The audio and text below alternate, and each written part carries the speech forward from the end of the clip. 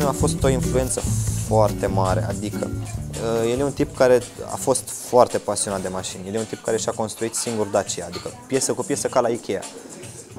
Și a luat niște cărți, un teanc așa de cărți cu Dacia, cu axonometrie explodate. Imaginează-ți așa, o Dacia 1300 cu capota scoasă, fără motor, iar eu cocoțat cu fundul la marginea parbrizului pe mașină, iar tata cu mama, fiecare pe o parte, cu motorul de Dacia, băgându-l, iar eu de sus, potrivind motorul, cât să se intre în ambreiaj axul. Oricum, și-a făcut, în final, într-un an, și-a făcut singur propria Dacia, care era singura, într-un an de zile, în 96. Singura Dacia bine legată. Acum, ce s-a întâmplat? Într-o zi, a luat un carnețel și acum țin minte, era o finală la tenis. Stăteam pe covor și ne uitam la meci. Și a luat un carnețel și a schițat un olsit. Mi s-a părut foarte tare cum, dintr-o foaie goală, faci o chestie care să arate ca și cum ai băga mâna în foaie. Îți vine să-ți bagi mâna în foaie să o iei de acolo. Nu am mai făcut nicio mașină din ziua aia. A făcut un olsit și gata. Și din momentul ăla am văzut că nu vrea să-mi deseneze și m-am apucat eu și mi-am desenat. Și din momentul ăla când am văzut că, băi, nu e așa, părea ceva imposibil, știi? Că nu e așa greu, a început toată nebunia și am început să desenez mașini frecvent. Și acum țin minte că un vecin de-al meu își adusese din America un Chevrolet Impala din anii 60. N-am văzut în viața mea o mașină așa de lungă. Am avut ghinionul, în ghilimele, să pic intrarea în liceul Cervantes, unde făcusem generala. N-am intrat acolo și atunci cel mai apropiat liceu de casă, că toată treaba a fost de proximitate, n-a fost nimic de abilități. Și atunci cel mai apropiat liceu era liceul de arhitectură, unde iarăși n-am desenat mare lucru. Lăsasem desenul, m-am apucat de ping-pong. Jucam ping-pong toată ziua.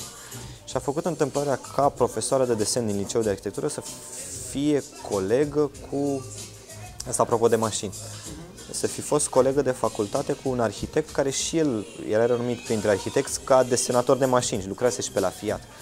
Și a venit tipul în școală cu un concurs pentru tineri, un concurs de tuning. Trebuia să tunăm o Dacia, un Peugeot 206 și un Volkswagen Golf. Am participat la concursul ăsta de tuning, dar iar a rămas și ăsta secundar, adică preocuparea principală la momentul ăla, la finalul liceului, era terminarea liceului cu bine și intrarea în facultatea de arhitectură. Deci, clar, designul de auto, clar mașina ieșea din orice discuție. Aveam chiar probleme la pregătire, pentru că atunci când desenam o casă, trebuia să aibă și o mașină pe lângă. Am intrat la arhitectură și întâmplarea a făcut ca în momentul în care am intrat la arhitectură, cei de la Renault să fi cumpărat Dacia și să înceapă un program prin școlile din România cu tinerii pasionați de mașini. Și au venit în facultate și au racolat toți studenții pasionați de automobile. Culmea, proiectul s-a desfășurat prin acest profesor care organizase concursul meu din liceu. Deci profesorul respectiv a ajuns să fie, printr-o întâmplare, profesorul meu la design interior. Și în momentul când am plecat la design interior, m-am reîntâlnit din nou cu el la arhitectură. Ideea a fost așa, proiectul cu ei m-a ajutat să-mi dau seama că aș putea face asta. Ceea ce nu mă gândisem niciodată. Pentru un designer eu nu desenez foarte bine. Eu sunt venit din alt mediu, alt stil de desen, altă grafică, altă educație. Nu cred în talent și nu cred. Am văzut băieți talentați care m-au făcut să cred că nu sunt talentați. Dar nu cred că asta e o scuză de a nu face ceva ce îți place.